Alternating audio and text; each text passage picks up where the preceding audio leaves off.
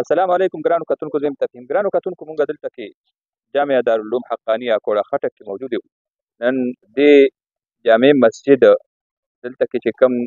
خودکش دماکه شوې وه او د هغې په نتیجه کې د جمعیت علما اسلام سین سربراہ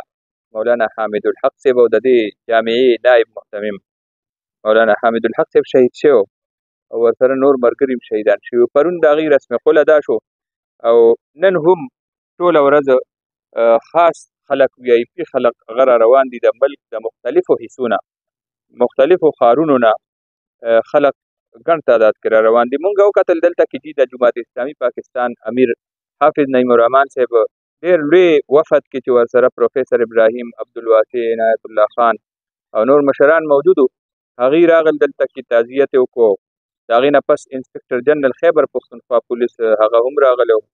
پولیس افسران ورسره.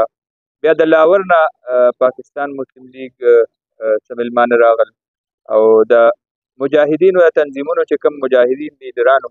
هغه را روان دي مختلف ټایمونو کې، ټایم ټو ټایم را روان دي. اوس لږ ساعت مخکې تاسو به کتلي دلته کې د جنرال امیدګل صاحب برخوردار عبدالله ګل هغه هم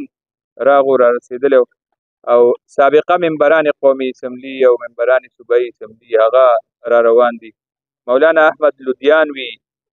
صاحب هغه هم ډېر لوی وفد سره ورسره روان دی، خپل تنظیمي ملګري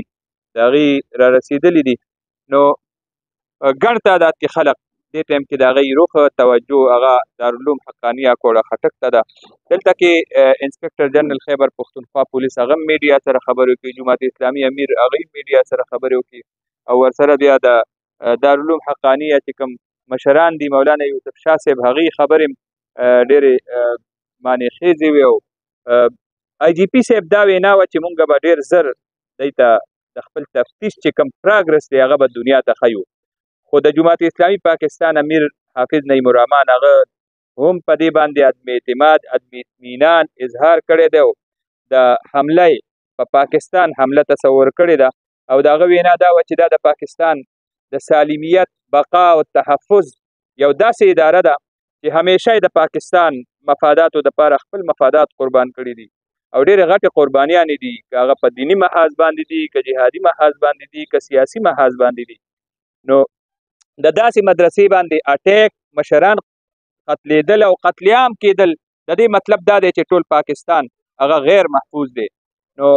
هغې نه پس مولانا یوسف شاه صاحب دلته کې زموږ میډیا ملګرو سره خبرې وکړې او هغه د پولیس په کوم تفتیشي عمل دی په هغې باندې د عدم اطمینان اظهار کړی دی او